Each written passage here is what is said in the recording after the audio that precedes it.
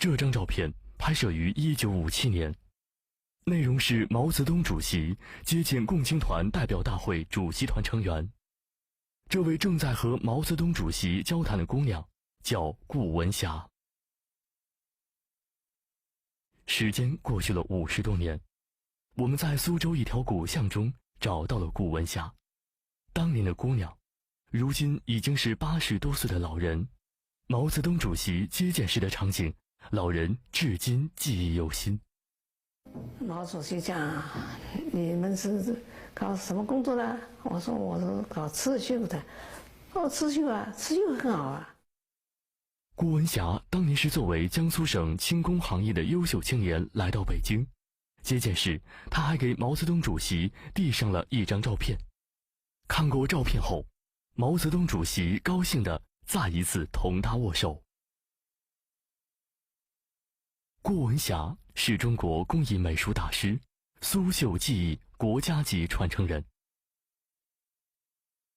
80多岁高龄的顾文霞，几乎每天都要来到他的工作室里，看一看学生的绣品，有时还要绣上几针。看看大家，现在大家都做得很进步得很快，啊，我们觉得这个牡丹花呢也是国花，也是我们比较擅长的。这种蝴蝶跟牡丹呢，好像是这里也是一种传统产品。这边的颜色是不是太深吧？哎呀，这里颜色应该再深淡一点啊。顾文霞绣制的作品多以小猫、花鸟、金鱼等内容为题材。早在1961年，他就首先试用纱绢做底料绣金鱼，营造出秋水盈盈的效果。双面绣金鱼因此成了苏绣的名牌产品。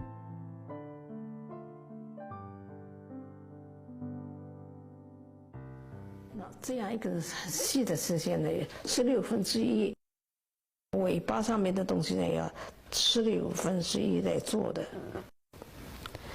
那么身体上呢，可以1/8来做的。顾文霞所掌握的传统针法叫平绣，也称为细绣。为了绣出金鱼的透明质感，顾文霞往往要将一根头发般粗细的丝线劈成16根细丝。他说，这样绣出的金鱼鱼尾轻薄有透明感。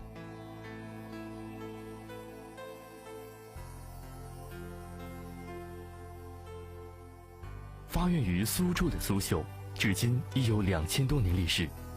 苏绣具有图案秀丽、构思巧妙、绣工精细、针法灵活、色彩雅洁的独特风格，与湘绣、越绣、蜀绣并称为中国的4大名绣。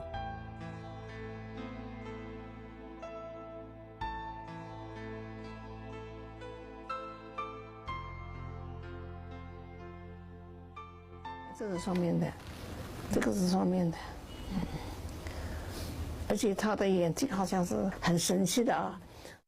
那么我们现在做的呢，可以在这边看，也可以在这边看，啊，这种方法呢，好像是我们解放以后的发明，解放以后就是说把双面绣发展起来了。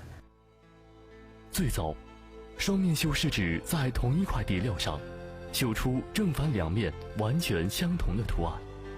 如今，双面绣已发展成为双面全意绣，也就是当你转动这幅作品后，看到的是2幅截然不同的图案。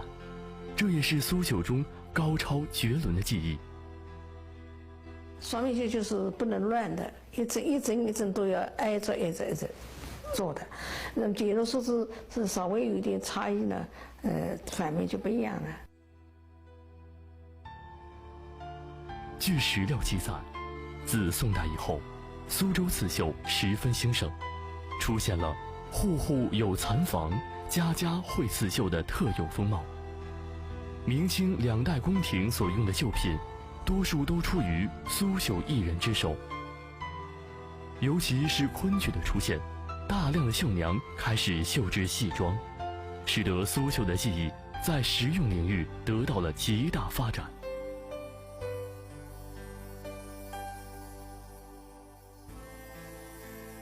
苏州的镇湖镇是苏绣主要发源地之一。这个镇2万人口中，从事刺绣的绣女就有8000人。出生在镇湖刺绣世家的朱守贞，过去家里一直是苏州刺绣总厂发纺绣品的工作店。小的时候，总见到顾文霞来他家里检查绣品，每次来还教他姐姐一些刺绣上的针法和技巧。有苏州的有个大师过来，就是检查这个刺绣，来教刺绣，是顾文霞老师。那时候就看到了。年纪很小的他很崇拜顾文霞的绣技，也经常跟在后面看。靠着灵性和爱好，他还不时地在姐姐的作品上绣上几针。如今，朱守贞也成为了国家级高级工艺美术师，在他的绣品中，更多地融入了美学的理念与传统的刺绣技法。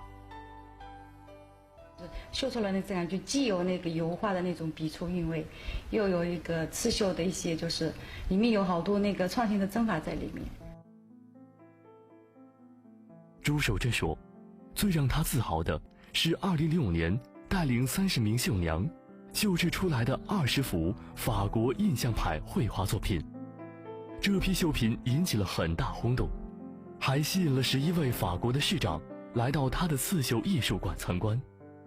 其中有一个就是市长指着那个里昂大教堂说：“我就出生在这个城市里，你看你们用中国的刺绣表达出我们这种就是印象派的那种艺术的那种图片，非常非常美。”在顾文霞的工作室，我们看到最多的是用猫做图案的绣品，尤其是他绣制的双面绣小猫，更是显现出活灵活现的动感。一个猫的眼睛也要10几种颜色的，只有一点点的亮光，也要做2种颜色，少了以后就不好看的。顾文霞最钟爱的就是绣猫，她根据猫的瞳孔受光部位的不同，往往要选用几10种色线。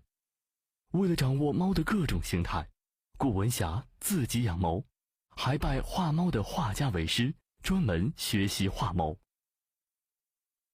1956年，新中国组织刺绣艺人出国交流，25岁的顾文霞凭借着自幼练就的精湛技法，被派到英国表演刺绣。要叫我到英国去表演刺绣呢，哎呀，我紧张的2天没有睡。顾文霞选用了猫作为刺绣图案，表演持续了2个月。顾文霞的表演台每天都被观众围得水泄不通。做好一毛以后呢，人家都说：“哎，这个猫我要的，那个我要的。”后来呢，我就说：“这个不是卖的，这是交流文化的。”顾文霞告诉我们，当年他给毛主席看的照片，就是这次在英国表演绣猫时的工作照。上个世纪70年代，邓小平出访美国，把顾文霞刺绣的白猫戏螳螂作为国礼送给了当时的美国总统卡特。后来卡特访问中国时，在苏州见到了顾文霞，并对他说：“邓小平送给我的绣品是最珍贵的礼物，我一直想来亲眼看一看是怎么绣出来的。”如今已经退休多年的顾文霞一直没有间断对刺绣技艺的研究。采访中，顾文霞讲的最多的就是要发展，要创新。只有不断创新，苏绣才能持续已有的辉煌。